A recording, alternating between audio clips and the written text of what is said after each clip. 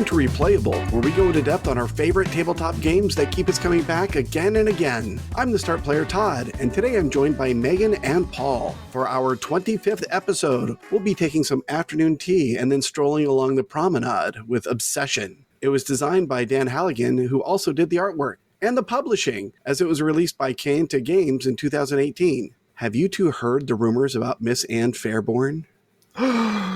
I heard she's an American heiress, so I'd love to have her over. The scandal. Obsession is a theme-first board game set in Victorian England. Players assume the mantles of families with good histories that have just emerged from trying times. Build your estates, manage your staff, entertain guests, and climb the social ladder to win. Let's talk about this Victorian England theme. I mean, this is such a popular theme. It's amazing how well it resonates. And not just in board gaming, in all sorts of media, right? Right? Absolutely. There have been countless shows about this. Yeah, I mean, my wife says, let's play the Downton Abbey game when she wants to play Obsession. Exactly. And there was the original Upstairs, Downstairs back in, 1971 or early 1970s? Mm-hmm. Well, and I think you can't discount the fact that there is still this real life aristocracy over in England that we were just talking about. You know, in the news right now, people are talking about Kate Middleton, right? There's people that still have these titles that we giggle over when someone's a baronet or a viscount or something, because that feels so old fashioned. But there's literally people. I can't not giggle. Yeah, there's literally people with those titles today. Fascinating that there's pop culture that's obsessed with the history of this. But yeah, it's still with us. Yeah, I've been thinking about the unending fascination and love of Jane Austen's stories and the like. I mean, we just keep remaking movies and TV series around her original works. Yeah, absolutely. And I'll be honest, I've read Pride and Prejudice, but I think that's it as far as her works go. Oh, Megan, just the look on your face. All right, do tell, what is the required reading shelf here? Oh, Northanger Abbey is probably my fave, but Mansfield Park is actually probably the best, and it's also the weirdest. Okay. But, I mean, Sense and Sensibility is just really lovely. Emma, I will say, is a little bit of a slog, but Mr. Knightley might be the dreamiest Austen man, though Persuasion, that also includes a very dreamy Austen man. So I know you didn't realize there were so many books. I think that was the humblest flexing I've ever seen or heard. There are others. There was just a movie, and I can't remember the name, that actress was previously married to Michael Sheen, British. Anyway, they just adapted Lady Susan, which was an unfinished Austen book. By just, I mean within the last 10 years. Compared to Victorian England, that's recent. And that's the movie's really fun. So, yeah, there's lots out there. With this popular theme that resonates with everyone, we're supposed to be families set in these times. And I think it's interesting because all the families are given a common background, right? That they have good histories, but they've gone through some trying times. What were these trying times that we've emerged into this setting for Obsession? Well, it was a tumultuous time. I mean, there were recessions. There was a great banking panic, child labor laws were coming out, industrialization was happening, the Great Potato Famine occurred. So I think there is latitude for each player to make up their own story about how their estate and family fell on hard times. Maybe it was a horrible investment. Maybe they had to send all the kids that worked for them to school, or maybe all their trade ships either got sunk in a storm or were attacked by pirates. It's really up to you. This game is begging for that fill-in narrative role-playing aspect, isn't it? I think so. I want to hear from Megan. I was just going to say, I think people that accumulate power and prestige, they do that in a particular circumstance, right? And especially when that's done within a family setting, you have a generation that is a war hero. And so the king bestows some property and a title on you. And maybe the next generation, someone's very savvy, they're able to make that flourish. But then the generation after that maybe doesn't know what they're doing, or maybe the tactics that worked for the generation before don't work for you anymore, either because technology's changed or because society's moral compass has kicked in and you've realized that, hey, what we were doing in the Caribbean wasn't so hot, and we, in fact, need to reconcile with that, right? And deal with that. And so I don't want to gloss over, we're talking about child labor laws change and could impact these families. Yeah, because those laws needed to change. Right. And these families were exploiting people. Like, that's possible, right? 100%. So I just don't want to make it sound like, oh, these poor families, like they may have contributed to their own tough times with the choices they made. But of course, we get to bring that into them. And I'll say, whenever we play, when we're talking about these families that have names that are still part of the royal family today, like Wessex or York, I am often talking about the people in those families and the choices they've made, because I think that contributes something to it. But also, I just want to show off that I know those things. Well, Family Wessex was definitely feeling some shade coming their way from Family York last time we played this game. Yeah. Let's talk about the game. And for a game that claims not to focus on strategy, and we can talk about the two different lengths of the game, but in the basic game, every turn feels absolutely essential. How do you feel about the pacing of the game? Yes, I agree. And I don't think that changes whether you're playing standard or extended. Every turn, I feel like if I mess up too much, I'll lose the game. Right? Megan, how do you feel about it? Yeah, completely agree. Though I will say, I think that is somewhat our group. And I think that context, we are always pushing for making the most of each turn. And we are certainly a group that believes strongly in trying to win. And someone not even trying to win, just being in it for the experience, is something that I don't think our group would tolerate for very long. Whoa. We're happy to let anybody come and lose at our table.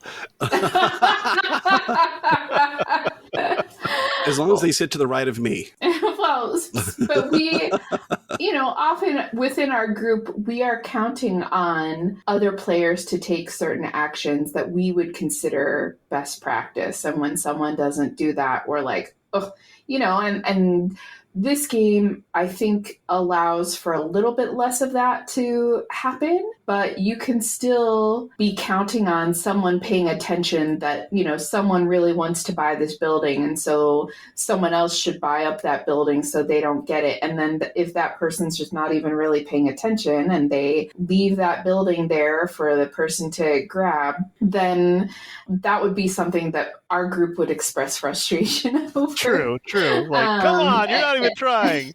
Yes. Yeah, I don't think we would be rude, but we would be like, hey. So anyway, I will say every turn feeling essential. I feel like that is somewhat our culture, but I think that is also, if you're actually paying attention to the game, that's what it is. This isn't an experience. This isn't Tokaido.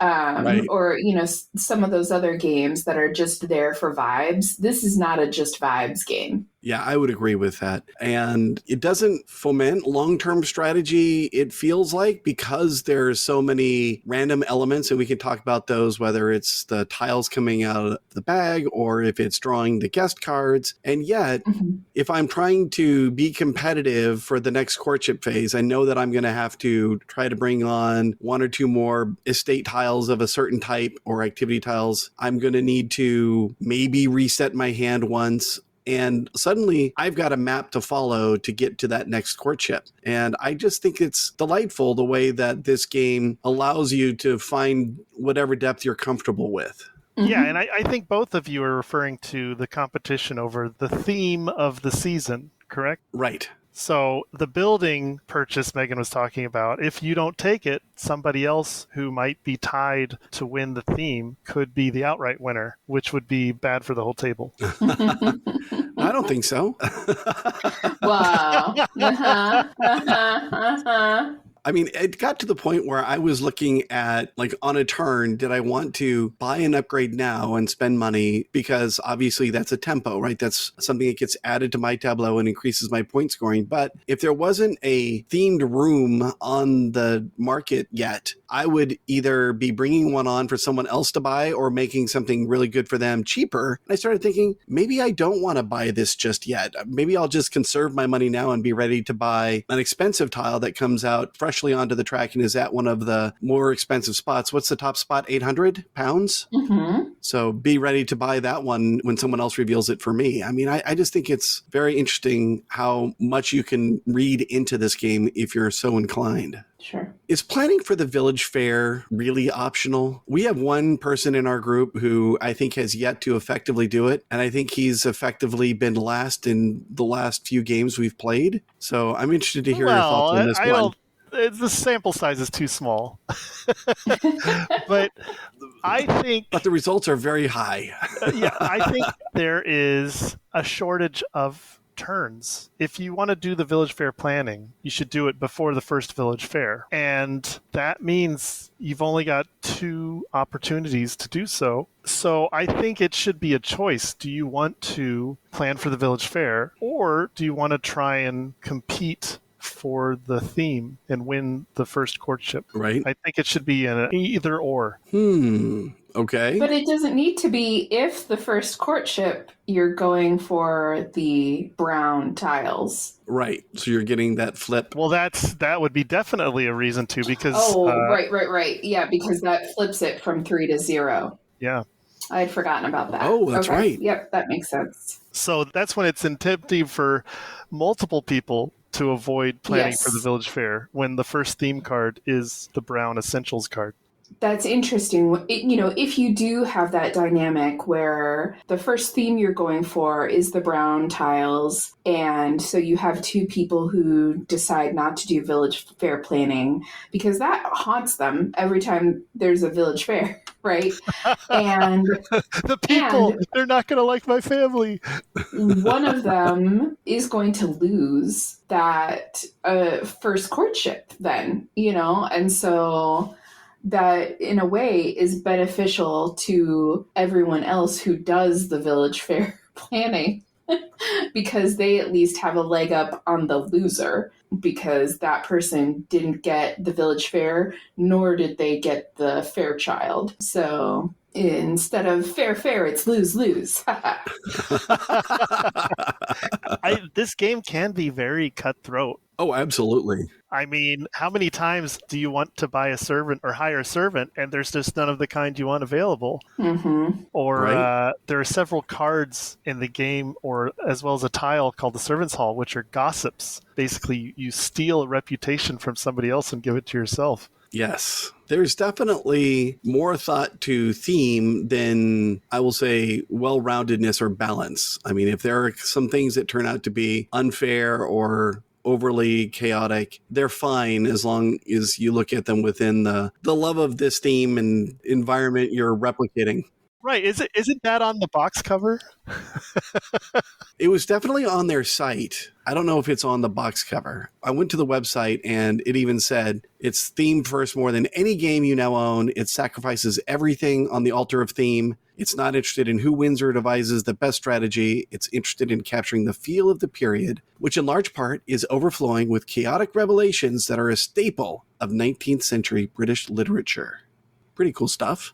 Yes. Mm-hmm. Yeah, I totally agree. And I guess my point is that there is an undercurrent of backstabbery to the game.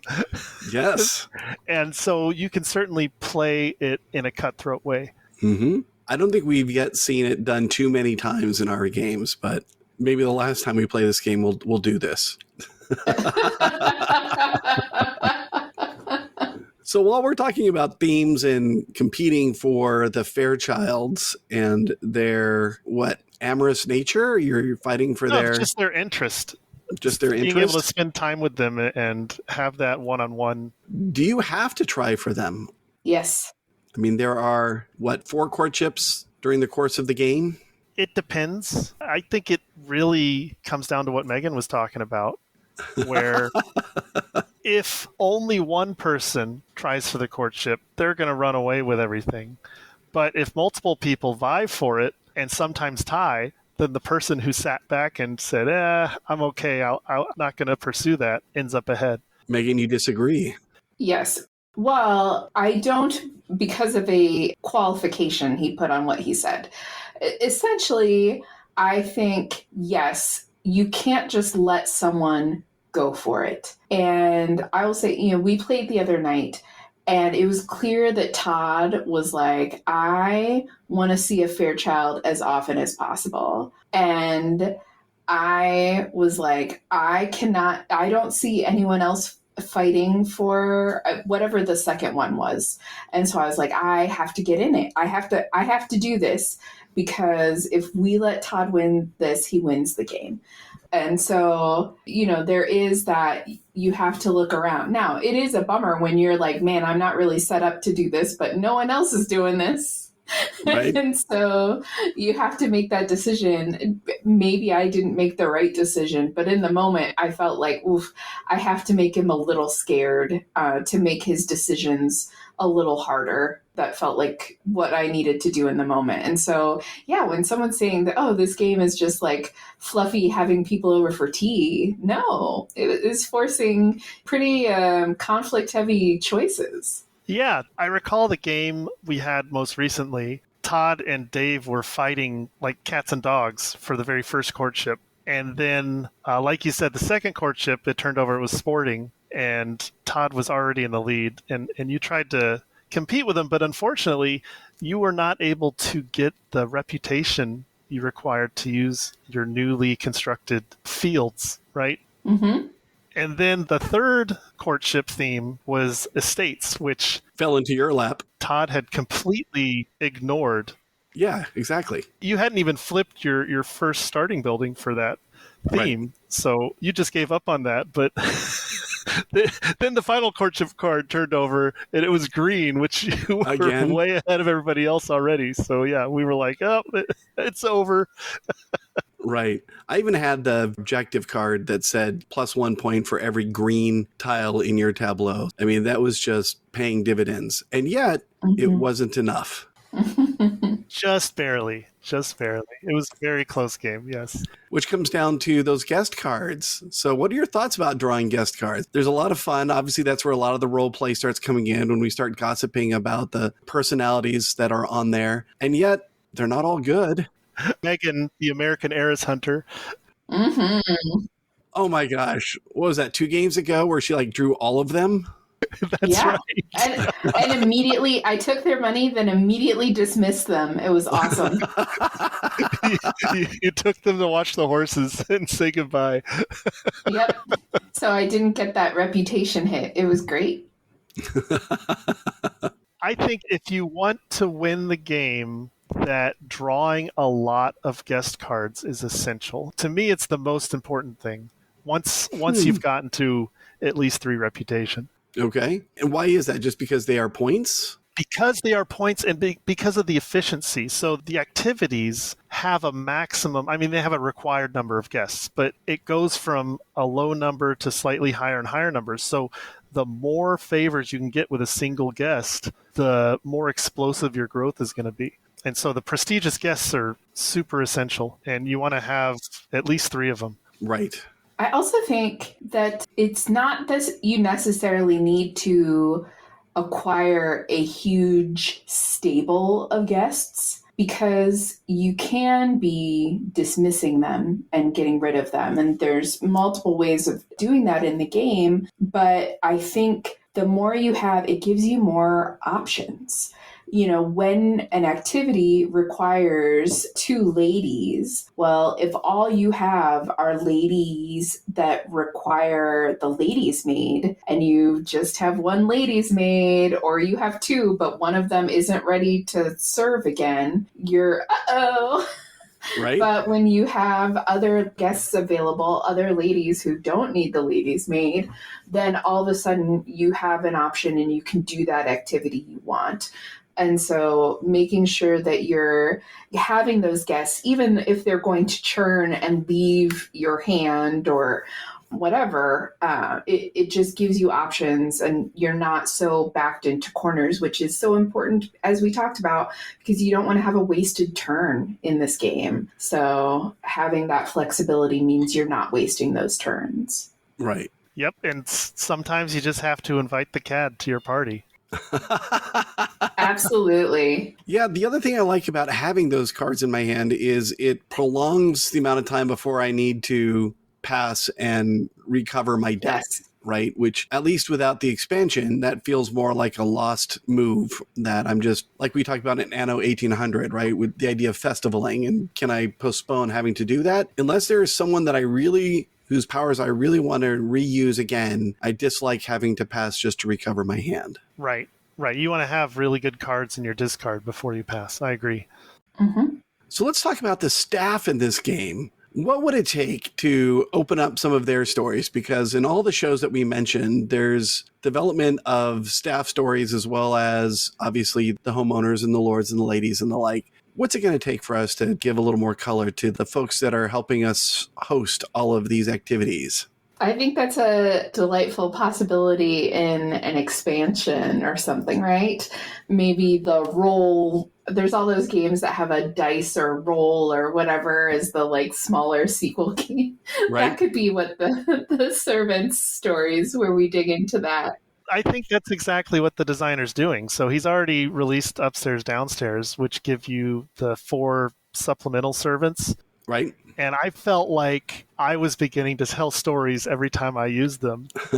Like, I invite my head housemaid to help me screen the new connections that I'm gaining. Or, the cook comes and makes such a wonderful meal. But then there's a new expansion coming out this year called Characters, which is going to add even more of that. Oh, okay. That sounds interesting. And the useful man who looks like he came out of Peaky Blinders with his with his mallet, who's going out and breaking knees and bringing in rents during the he's village building fair. things. No, he's not. All right. Now, that last game we played, Paul, the way the tiles came out really was fortuitous in that you were able to capture, 3 different monuments by the end of the game? Are those monuments overpowered? I had 2. You had 2? Some people think they are. And so with the Upstairs Downstairs expansion, there is a set of monument replacement tiles, which are all worth about half as many points. Ah, okay. For those people who think they're overpowered. Yes. I remember a couple of games back, I think I ended up with 3 of those monuments. And you did, yeah. They ended up being great also to help me race around the reputation track and gain reputation quickly. So they didn't just offer a bunch of points. It was also a lot of reputation, which definitely helped. Yeah, so I think it's balanced because of the cost. So if the other players allow a monument to drop down to the 300 or 400 pound space, then that's on them. Yeah, you're getting a steal, totally. But if people are buying them for 800 or 700 pounds plus the extra cost that they have, then I think it's very fair. Okay. And for folks who aren't familiar, each of the colors, there are 5 colors of activities or tiles in the game, and each of them has a monument in that color. And unlike the activities where if you host the activity the first time, it flips over and it usually has a better side, offers you better benefits and definitely more points, monuments can't be flipped. But they're worth a lot of points right out of the gate, and then they do help you with the reputation. So they're pretty important. Yeah, the game comes with an extra estate an estate monument called the Sculpture Garden, and you're supposed to always play with that. And you're also supposed to add an extra number of monuments equal to the number of players. Ah, and you can choose them randomly or have players decide which ones they want to play with.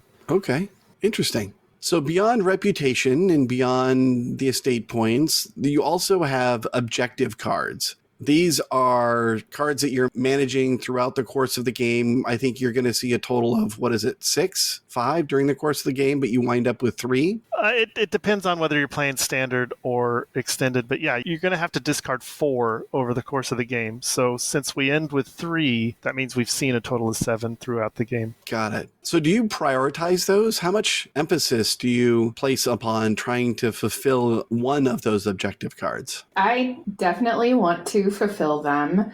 And there is that nice tension of there are objectives that are hard to fulfill, but thus worth a lot of points. Mm-hmm. The ones that are easier to fulfill, but not worth as many points. And so it's all about what do you keep? And are you saying, I want the sure thing that's going to give me 5 points? Or do I want the stretch that's going to maybe be worth 20 some points? And our last game, I had one little piddly sure thing. And then I felt really good about potentially getting these stretch ones because I had gotten 2 of the 3 buildings I needed. Right. And I saw within my reach the last building that I wanted. So I discarded one of the objectives that was a sure thing that was easy because I was like, no, I'm going to be able to get my huge amount of points here with my more difficult objectives. And then I did not get that building.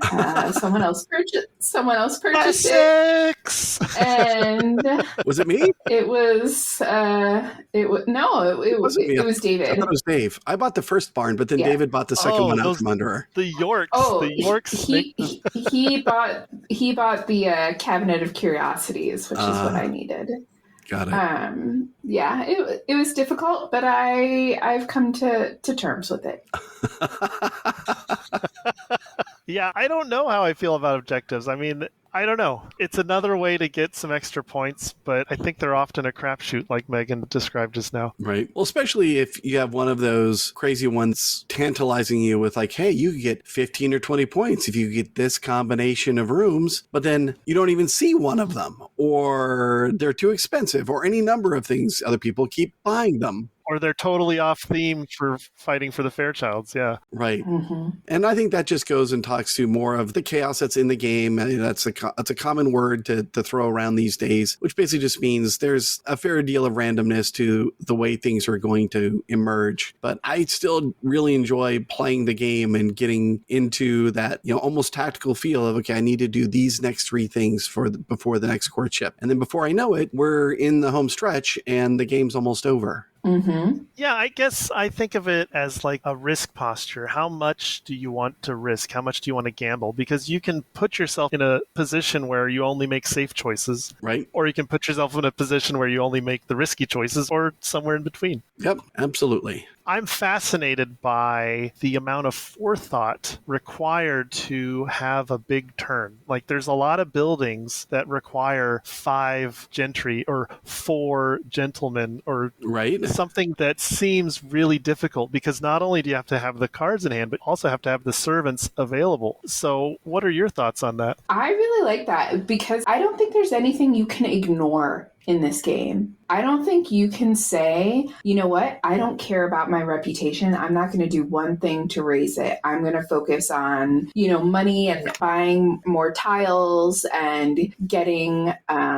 Spoken like a true York. I'm going to get just my casual guests and I'm not going to care. Like, it's going to bite you. You're going to have things you need that reputation for. And it's the same thing. You can't be a pauper with a heart of gold. That's not going to work either. And you have to be keeping everything in mind. And yeah, for those, when you're like, hey, this activity requires my reputation to be up at 6, and I also need however many people ready along with all of their servants, whatever, that's huge, but it's going to pay out huge. So when the stars align and you make it happen, it's very exciting. And I think it's fun to watch. I mean, it's also somewhat disappointing to watch when you're one of the other players, but fun at the same time as you're like, oh, I'm getting crushed. As long as you know who's going to the party, the gossip allows you to be a perfectly happy Victorian voyeur. Mm-hmm. when you pull it off, as Megan said, you feel awesome. And you have this entire parade of staff that you're just rolling out, and you're putting all the valets on the gentlemen and ladies' maids with the ladies. And then you've got your footmen that are helping with it, or the butler that's hosting the event. And then suddenly all of your staff is over in that leftmost expended box. And you're like, oh, I've got to do something just to catch up in the next turns that I can set up for that. So there is a pacing to the game that kind of feels like you're not swinging for the fences on every turn, but you definitely have at least one prep turn while they all move into the center box. And then you might be able to pull something off on the next turn. That's an excellent point. Assuming you still have the gentry cards and everything to do it again. But I love that puzzle. Then let's move on to the prompts, starting with weight and complexity. On Board Game Geek's scale of 1 to 5, with 1 being the lowest, 5 being the heaviest. This category would also align with what Board Game Arena calls complexity. How would you rate obsession? Megan, why don't you lead us off? I'm a little nervous about leading us off here because I think the two of you may really disagree with me, but I'm going to go ahead and rate this a 4 for weight or complexity. I don't think anyone in our group has this solved. I don't think anyone has said there's an auto win strategy here. I think there is an enjoyable depth here,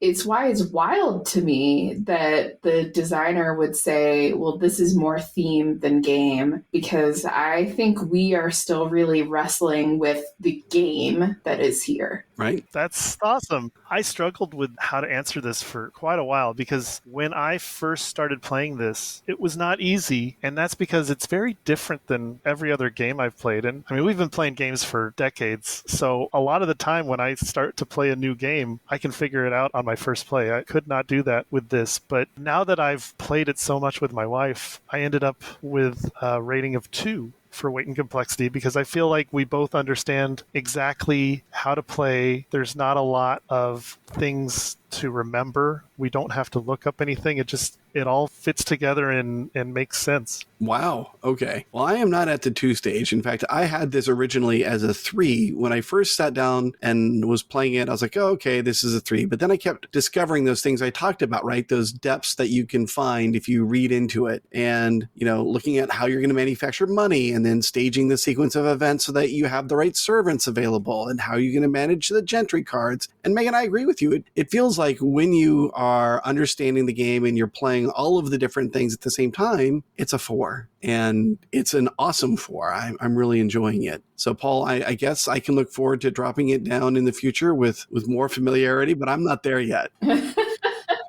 So then strategy. How much opportunity is there for strategy and long-term planning? On the same scale, 1 to 5, please. Paul, what do you think? Yeah, so for the reasons you and Megan already stated, I rate this a 4. There is quite a lot of long-term planning and strategy in this game, even though there's also a lot of randomness. I agree with Paul on this one. I also rated this a 4 for strategy. I think for exactly the reasons we discussed, you can't waste a turn. And so you need to be thinking about not only what benefits you now, but how are you setting yourself up for those next turns? You could use that servant now, but if it's not going to be a big help, maybe they can be a big help for you next turn. So when will they be available again if you use them now? And, if you flip this activity now, hey, great, you're getting money or reputation, whatever you're getting from that. But is that helping you with the Fairchild? So there's so much to weigh and to consider. And even we'll get into some of this later, but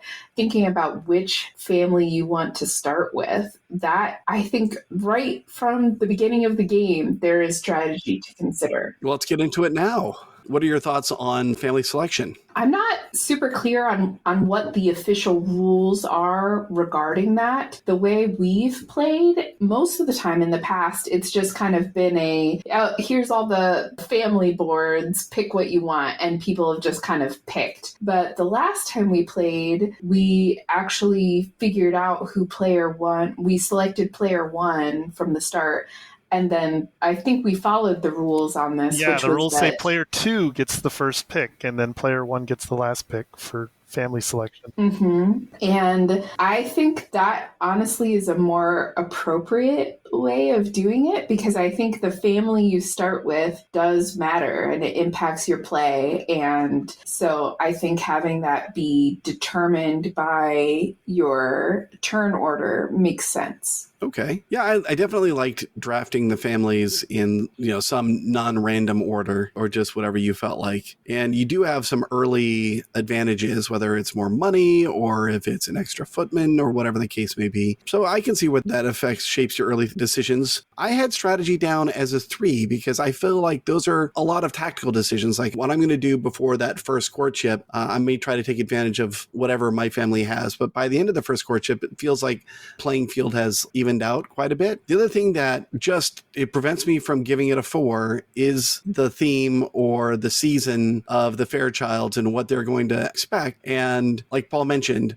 it came out in the last game where they wanted sporting events again, and I was already sitting on the most points at the table, and that was going to be counted twice because it emerged twice. That was nothing to do with planning or foresight or anything. That was just luck. So for me, that saps some of the strength from strategy. It's not sapping it in a bad way. I'm not wishing that, I wish there were less luck. I guess to maybe try and convince you, I think you have to plan almost half the game ahead to put on those big events, because you have to stage out, when am I going to hire extra staff? Right. How am I going to get more cards? How am I going to get my reputation up? And that takes, if you want to have a ball in the final 2 turns, you have to spend the whole game working up to that. Right. That's all I have to say about it. All right. Well, then luck. How much do you think luck plays a factor? Same scale, 1 to 5. The 2 numbers don't have to add up to 6. All right, I'll go first. I think there's a lot of luck to this game, but I also have to admit that I win this game a lot, which to me means there's not a lot of luck to it. So I ended up right in the middle, rating it a 3. Well, I'll join you there. I also had it down as a 3. Megan, what'd you have? I won't be joining you. I had it as a 1. Wow. Because that is awesome. I think those things that you've each mentioned previously, that there's luck in the tile draw or luck in the cards, but there's also things in the game mechanics that allow you to mitigate that. There's opportunities to wipe that builder's market or impact those things, get yourself more money. And so because there are those little, I don't know what you would call them, but there are all those mitigating mechanics that allow you to kind of temper how much impact that luck has on you. So I'm saying a 1. Wow. All right. You convinced me, Megan. I'm changing my score to 2. Great. I'm sticking to 3, but I am glad that you find it so deterministic. So then theme, for me, this one's going to be a foregone conclusion, but I will throw it out there. What do you have down for themes, same scale, 1 to 5? I give this a 6 out of 5. I have rated other games on this podcast a 5 out of 5. This has more theme than those games, so I have to break the scale. You have to break the scale. Okay. Wow, I gave this a 4. I could potentially see these mechanics with a different theme. I'm not super attached to the theme. However, Scandalous. I see how our group refuses to play this without me. and that's very kind, because you guys know that I enjoy this theme and that there are other themes that don't resonate with me the way this one does. So I love the opportunities to play with this game and what the theme brings to it. How we laugh about someone being a cat or a pauper or an American heiress. And I think those things all add to our enjoyment of the game. But do I think it is a perfect meld of mechanic and theme? It's just not quite at perfection for me. I see. Well, We'll have to talk about that one later behind your back. Because I went with it's a 5, right? Theme is what sets this game apart. I really like the idea of hosting these activities, but only if I have the right staff for the event. And then if I only have enough reputation to draw the right crowds. I mean, I think it's done a really good job of integrating the theme with the mechanics that are there. And I'm not sure I would go to 6, but it's definitely a solid 5. I feel like I'm watching one of those shows or movies or reading one of those books every time I play. Exactly. And apparently there are many more books that I have to read. All right. So what's your favorite player count? What's Obsession best played at? Paul? For me, it is 2 players, and we can talk about it later. There's a lot of variants in the game that make the 2-player version extremely good. We don't have a separate variants section. Oh, I guess it was in house rules, but yeah, so variants. There's lots of variants listed in the rule book, and they're actually given fun names like the Jane Austen variant, the Charles Dickens variant, the Polite Society variant. Right. And so you can do things like draft starting guests. You can start the game with the blue service tiles on the builder's market. You can start the game with extra servants so you don't have to fight over them. And my wife and I love to play with the Jane Austen variant where the theme card is unknown until the actual courtship. So it is always a surprise. Oh, yikes. And so we have to constantly track our scores of all 5 colors to know who's going to win what theme. If it comes up a certain way. Leave it up to chance, right? All right. So tell me about the Charles Dickens variant. It's similar to Jane Austen, but you roll a die, and based on the die roll, you reveal the theme card either at the beginning of the season, at the end of the season, or one of the turns in between. Oh, my. Okay. So it builds up the drama. Right. It's not as hardcore as Jane Austen, but... Okay. Megan, how about you? Player count? I'd say for me, 4. I haven't played this 2-player. Oh, you know what? Maybe I have on BGA. But I enjoy a 4-player. I like that those base game families all are getting out there. I think there's a nice amount of tension and competition with 4. And yeah, it's been my preferred count. Yeah, I would agree with you as well on that one. I think now 2 is the only one that I haven't played it at. I mean, out of 1 to 5. And part of it is playing with you all, right? So when 4 of us are sitting down and playing this game, and we've played it at 5, that has been a wonderful experience. But as we will get to in the next question, I prefer 4 over higher player counts, which means the next question, least favorite player count for me, it's pretty much anything beyond 4. 5 had too much downtime as it was, so I guess 6 would be right out. Well, 6 is a team game where it's 3-on-3, and you have to have the upstairs downstairs expansion to do that. But then 5. Yeah, I agree. 5 would be my least favorite as well. Although, I only played the solo game to learn it. I don't really ever play it anymore, so I guess I could pick solo as well. But it's because of the downtime, especially as Dave so rightly pointed out, the downtime during courtship rounds. If you are the first person before the courtship, you will pass the start player marker to your left and be the last person after the courtship. So in a 5-player game, there'll be 8 people take a turn before you take another one. Right? Yeah, and didn't he say that his downtime was around 40 minutes? I think he was exaggerating, but yeah, it was a lot. I don't know if he was, but okay. Yeah, this is the one time this podcast we're all going to agree. All because right. I also said 5-player. Yeah, and for the same reasons. It's just too much downtime. Right. Okay, so while we're talking about time, what's the actual playing time? Because boxes can lie. This one says it takes 30 to 90 minutes. I can't imagine getting it down that low. My experience has been about 30 minutes per player for the standard game and 45 minutes per player for the extended game. Even with 2 players? Yes. So then at 4 players, standard game, you're already looking at 120 minutes. Right? Mm-hmm. Which is what my BG stats says. Yep, I would agree with that. So the meaningless playing time on the box is for hyper fans who are very efficient. Expansions, there have been more expansions to this game than I realized, and I think we may have even been playing with more expansions than I realized until I was getting ready for this pod. Paul, why don't you get us headed off and talking about expansions? Yeah, so we've been playing with the Wessex expansion, right? Minus the additional guests. Okay. I also also included the card corrections from the useful box. And the reason for that, and I guess that's more of a house rule, is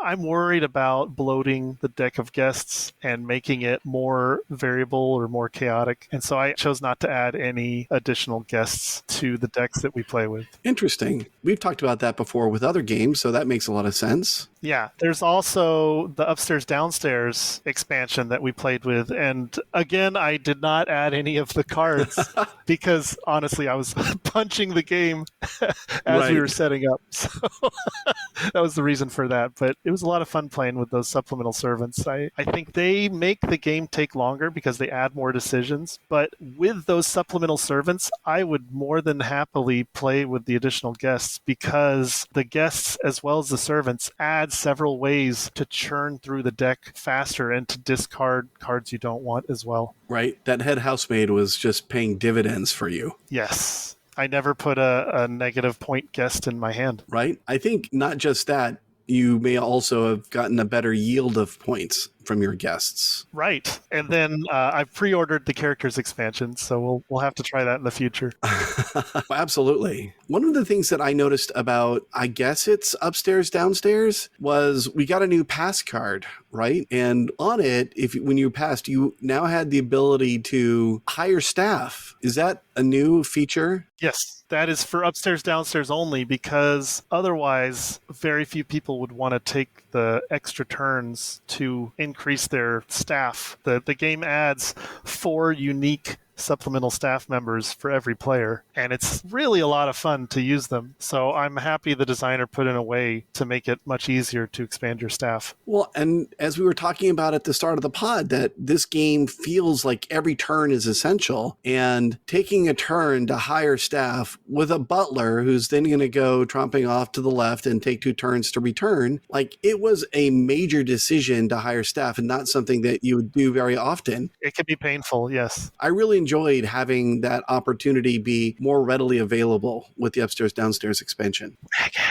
I think that I originally looked at the additional servants that were being added as part of Upstairs Downstairs and didn't see the potential in them in the way that it actually played out. And so I was somewhat attempting to disregard them and just play the game as I would without them. And my score showed how faulty that thinking was.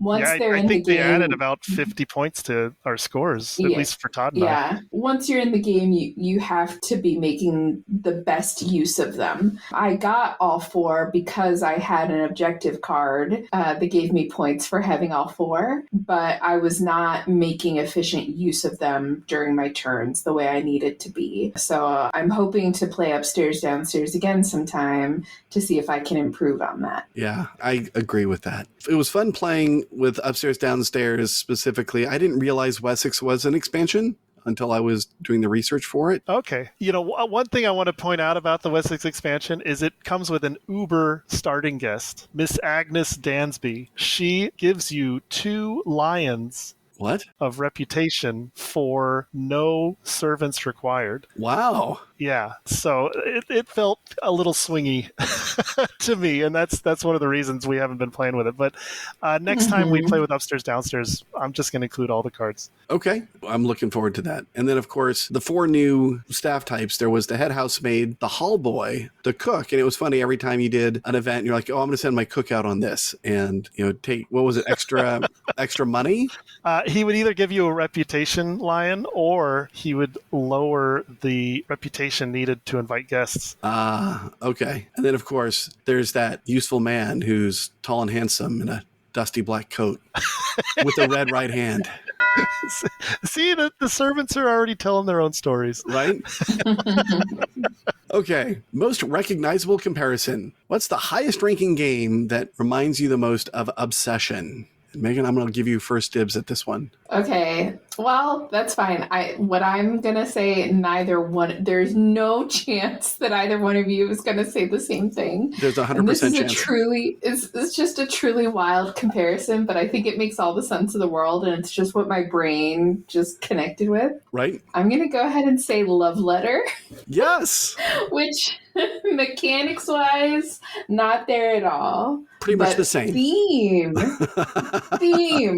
it's right there. I'm like, they could do a little version of Love Letter where you're trying to get the Fairchilds, and you'd be Right. like, oh yeah, I get it. It fits right in. So That needs to happen. mm-hmm. All right, Paul, I'm worried about you. What did you have? So, doing my research, I recalled a game I used to love and haven't been able to play, and that game is Colosseum. Oh, yes. It came out in 2007. Mm-hmm. Basically, you collect tiles that represent people or animals or objects, and then you also have these events that you're trying to put on, Mm-hmm. and you can only put them on a show for the Colosseum if you have all the required people and objects and animals. Yes. And you're gaining reputation, you're gaining favor with the emperor, and you're trying to woo senators to be your backup and vouch for you. So it has so many similar elements. I had almost forgotten about it, and now I realize, wow, it's so similar. We should play that. I agree. And I have the original Days of Wonder version of that game. Yeah, that's the one I played over and over again. Right. And one of the other things that happens, similar to wooing the favor of the Fairchilds, is you're trying to put on the show when the emperor is coming around the track and will be at your stadium when you're putting on the show. Yes. That is a very good recommendation, Paul. Not that yours wasn't, Megan. I thought of it too, and I laughed. I thought about, yeah, we're going to take a 4-heavy game and we're going to compare it to. Mm-hmm. But you're absolutely right. It feels very similar when you're trying to woo for somebody's favor. I had 2 games, and they were both out there as far as ranking, so I picked the higher of the 2. For me, it's Last Will. That was my backup. Was it? I was afraid that it was going to be your less recognizable comparison. It's a little too high for less recognizable, but if you're trying to stay within this kind of theme, there aren't a lot of candidates. And it's like Obsession in reverse. Instead of trying to get up to all of the prestige and everything, you start out with it, and then you're trying to give it all away. And your host... It's so true. So you're starting out with the fancy events, and you have your errand boys that you're sending out. It's kind of like your staff, and you're trying to spend the money down to zero. So yeah, every time I play Last Will, I think of the movie Brewster's Millions. yes, exactly. So then less recognizable comparison. What did you have for something that isn't as high on the ranking charts? I'll let Megan go first. Okay, normally when we're talking about games on this podcast, we're even mentioning a game. It comes with some sort of recommendation to it. I cannot be more clear about the fact that that is not what this is. I am recommending you to stay so far away from the game I'm about to share. But the game I'm going to say that it made me think of that's less recognizable, and for a very good reason, is called Ladies and Gentlemen. Oh. And I've heard of that one. I went to a game day that I swear was put on by Days of Wonder, but I looked on BGG and it said this is from Asmodee. So I'm like, maybe I'm misremembering that the game day I went to was Days of Wonder themed. But anyway, went to a game day. This came out in 2013. The game actually has a very interesting mechanic to it that you play as part of teams. When I played, I think there were 6 of us. So it's 3 2-player teams. And one person on the team is playing the lady, the other is playing the gentleman. And the way the game works, it's asymmetric. The gentleman is trying to earn a bunch of money. So he's doing a bunch of things in the game to make lots of money, and the lady is trying to spend all of the money on jewels and clothes and things, so that at the end, stereotype much? I can't get far enough away from this. It's horrific.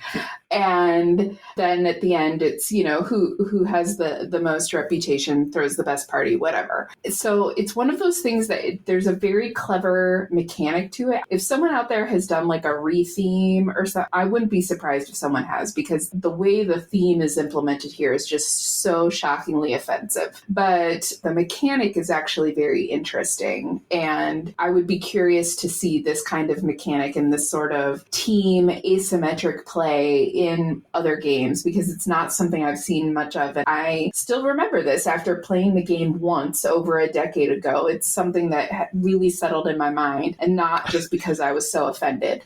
So there's something there in the mechanic. That's why it came to mind and why I'm even bringing it up at all. But the theme is atrocious. Don't play it.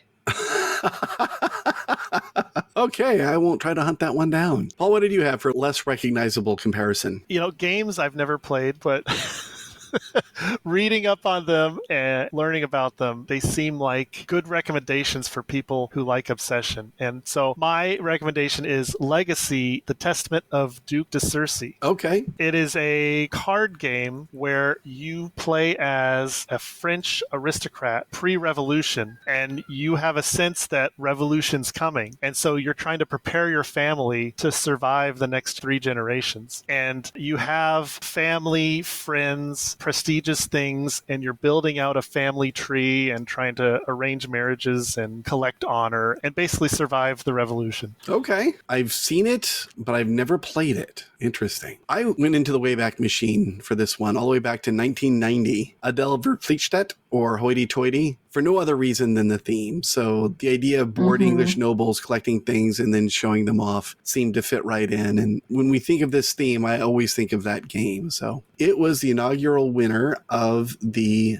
Deutscher Spielepreis in 1990. It also won the Spiel des Jahres that same year. It's really more of a prisoner's dilemma game where you're trying to take stuff. Right. Versus someone's going to try to steal stuff and someone else is going to try to stop the thieves. Okay, house rules. So beyond variants, do you have any ideas about how you might improve this game? Well, I did already talk about how I have not bloated the guest deck with the extra cards that came with the expansions. Yeah, I remember we talked about that. I think it was in Wingspan, where it would be great if someone went through and was like our card sommelier and like came out with a pared down version that allowed you to experience the expansions without diluting the deck too much. And you basically have done that for us. I mean, the designer did it. I just decided not to add any extras, but yeah.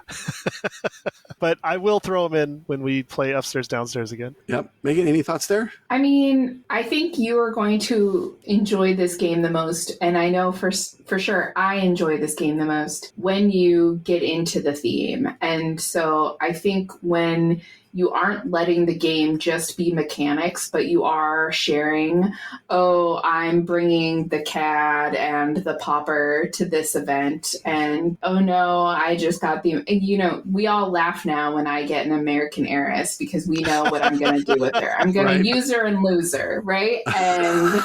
And so that is fun. And so I think if I was going to house rule anything, it's that you have to share. Who are those guests that you've invited to your home? Who are the guests that you've paired together for this activity? And now you're imagining a table of whist being played by, this unlikely duo or whatever, or a foursome. And that's funny. So I think that adds to the fun of it. I agree. Terrific. The one thing that I would suggest, and this would be interesting to find the right balance, but my RNG luck has been great in the last couple of games with the Fairchilds doubling up on a theme in which I was leading, and I'm not complaining, but it would be interesting if there was a way to mitigate the luck for those reveals. So this would be the opposite of Jane Austen, a variant where you turn one card over and then you publicly discard one. So if there are 5 types of activity and each one has 2 cards in the theme deck, that means that you're going to see 4 out of 10 possibilities, which means on the last one, you have a 1 in 7 chance of knowing what's going to be there. And if you, at each courtship, you revealed the next card and threw one away publicly, you'd have a 1 in 4 chance of guessing the right remaining one on the last turn. I think that might be a little more interesting. Okay, let's do it. Yeah. And I'm thinking about, there was a game back in the early 2000s called La Città or La Città, and you were building up these cities, but part of the game was favor of the people. And if you had more buildings of a certain type than your neighboring cities, then the people would migrate towards your cities, which then might cause you infrastructure problems. But the favor of the people was being revealed throughout the course of the game before the next migration happened. And that was a really cool mechanism that I remembered enjoying from that game. So if this game is being played at game night, then what do you want to play afterwards? Go ahead, Todd. it's Dinosaur Tea Party, of course. Nice. With all of the commensurate role-playing that should go along with it. It's the same theme, just rewind 100 million years.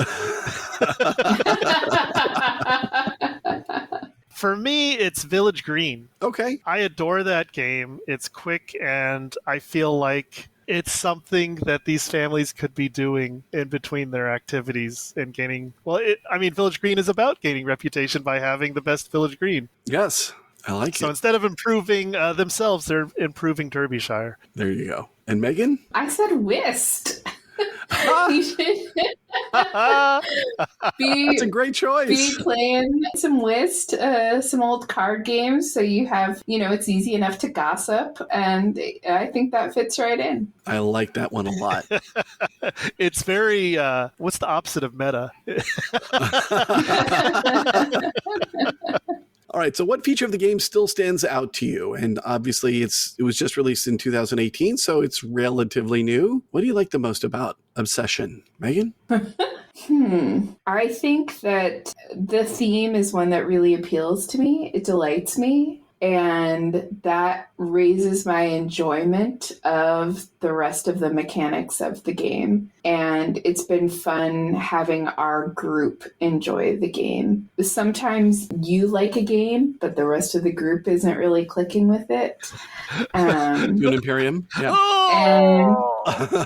And so it's nice. I mean, this isn't a game I think that our whole group unreservedly loves, but it does seem for the moment that it is a game that our group likes. And there's something fun about that too. Just to be clear, I'm on the love Dune Imperium side. Yeah, I totally agree, Megan. It's been a delight. And I will go ahead and agree also. So we're in all agreement again. The theme is what really sets this game apart. Oh, I was just agreeing with what Megan said, but my answer for what stands out is the interconnectedness. Like, the designer goes out of his way to say that he's addressed theme at the cost of gameplay. I don't think that's true at all. The gameplay just shines for me. The way that your hand of guests have to be managed to interact with your servants, which have to be managed to interact with the buildings you buy, is such a delight. And for people who like to solve puzzles, it's all there. Good answer, and I totally agree. All right, so what feature of the game now disappoints? What maybe isn't as well done in Obsession? Well, for me, it's the guest deck and the variance in the guest deck. There's not a consistent trade-off between what they require as far as reputation and servants and what they give you for favors. Right. And that totally fits with the theme. It's just annoying when you go to draw a bunch of guests and you get a couple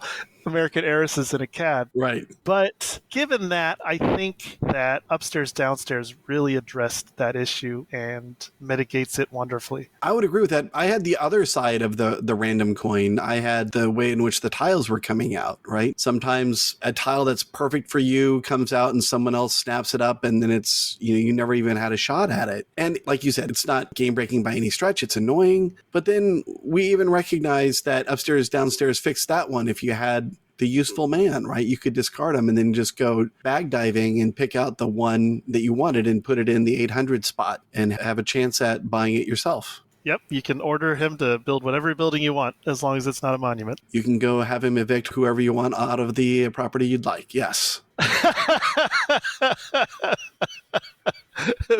Peaky Blinders strikes again. Yes. So did this game replace a previous one for you? No, it made its own room for me. Right. Yep. I agree. I mean, we didn't stop playing anything else to start playing Obsession instead of. The one thing that I will say is, like, in my headspace, one of the other games that reminded me of it, even though they're wildly different, was Trajan, because in that you're trying to clear the tiles off of your little Mancala track, and planning ahead for how you're going to get that tile feels similar, but I can't think of a situation now where I would want to play Trajan over Obsession. Nice. So has this game since been replaced, and if so, by what? I'm going to go ahead and say no. Yeah, possibly by its expansions. Right. Its evolution is replacing itself, but it's still obsession at the end of the day. Okay, then soundtrack. What music would you want to listen to while playing? I have the Pride and Prejudice 2005 movie soundtrack. Yeah, that soundtrack is something that has gained popularity even with people who aren't fans of that movie, but it's very memorable, super fun. Maybe not. I actually, part of me is like, you know what I should have gone for now that I'm thinking about this? There's a really wonderful adaptation of Mansfield Park that came out maybe around the same time that involves characters who are a bit more manipulative. Ooh. And the music reflects that a little bit. So that might even be better. But just because of ease of accessing it, I'll still stick with that Pride and Prejudice soundtrack.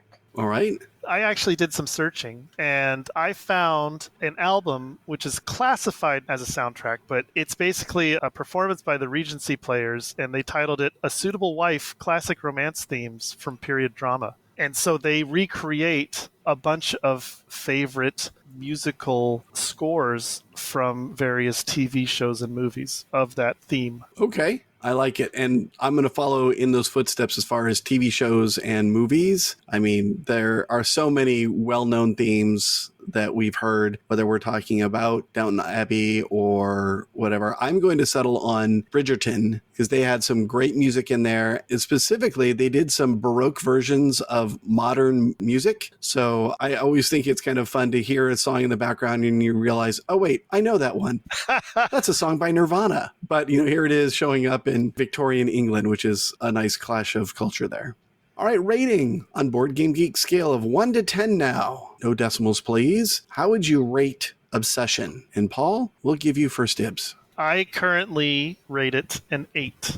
Very good. That is a very good rating from you. Megan? I have it as a 9. I really enjoy this game, really enjoy the theme. I have to reward anyone for not doing a space theme, a colonial theme, a train theme. Ouch! So, yeah, I love it. I also had it down as a 9. I've really enjoyed the game, my plays of it, and the theme. So absolutely well worth the 9. Last question, is it replayable? And how soon would you want to revisit it?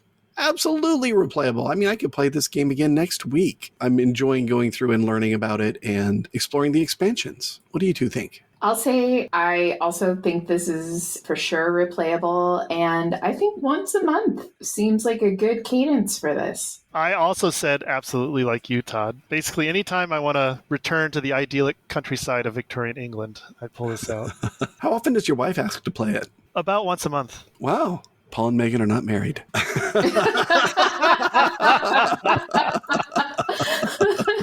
Yeah, that wasn't a secret spouse reveal there or anything. And so with that, we've had our final ball of the season, and the Fairchilds have granted their favor to... We'll go with Megan. Well done, Megan. Oh, thanks. For our next episode, we are going to take on another classic, something about royalty, I think. I still need someone else to sign up to be the third seed in that one. Thank you both for being available today. This was really enjoyable. Make sure you pick up the party favors on your way out the door. Thanks, Todd. Till next time. Thank you for listening to Replayable. Support for our podcast comes from listeners like you. You can find us online at replayable.fm, on Twitter as ReplayableFM, and on Instagram as ReplayableFM. You can also join our team at patreon.com/replayable. Thank you for your support. We welcome your feedback, which is the only way that we are going to get better. You can get in touch with us via email at feedback@replayable.fm. And if you're interested in sponsoring us, then please contact us at sponsors@replayable.fm.